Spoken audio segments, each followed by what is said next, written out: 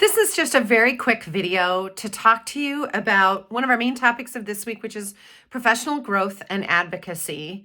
And even though we've already kind of taken a deep dive into what that means and what it looks like and what it will be for you as an instructor, the key is where do these ideas come from? Who governs these ideas?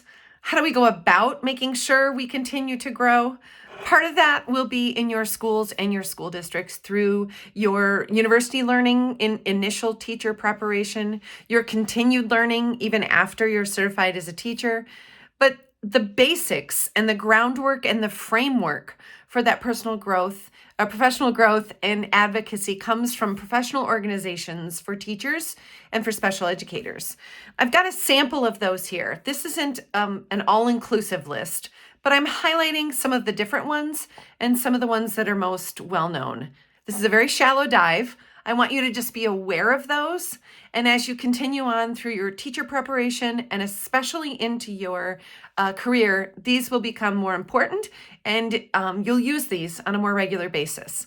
The first one listed is the National Teacher Association, and that is most often considered the union. In Michigan, we call it the MEA, the Michigan Education Association, and that is a voluntary thing. You don't have to join your teacher union, but it is something that many educational and special educational professionals decide to do. It governs kind of all of teaching nationally and in Michigan for our state. The Council for Exceptional Children is kind of the largest and the most well-known professional organization for special educators.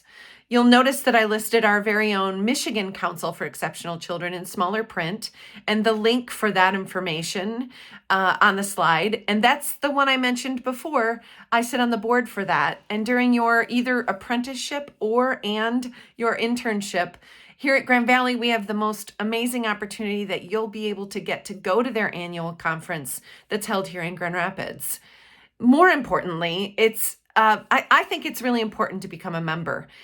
It opens up a lot of resources for you as a special education professional when you might sometimes feel alone in a district or in a school because you may be one of few special educational professionals. There are a lot of resources, a lot of member services, and a good way to have a secondary community as a special education professional. TASH is an interesting organization. It is a professional organization for people with disabilities, students with disabilities that have more intensive needs. It was formerly known as the Association for Persons with Severe Handicaps, but they realized the not so positive connotation of their very organization, and they are known officially as TASH. Lots of wonderful resources in this organization also, and I encourage you to check that out.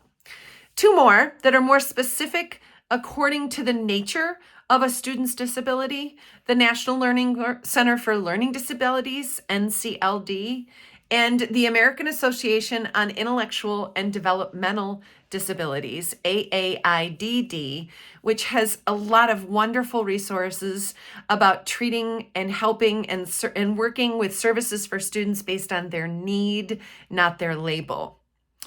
Side note, Intellectual Disabilities, ID, is nationally the category for what we refer to in Michigan as cognitively impaired. They're used interchangeably. Here's a sample of the professional organizations that are out there. You will dive deeper into these the further you get along in your teacher preparation career here at Grand Valley. And part of this slide is for you to access for our discussion board this week.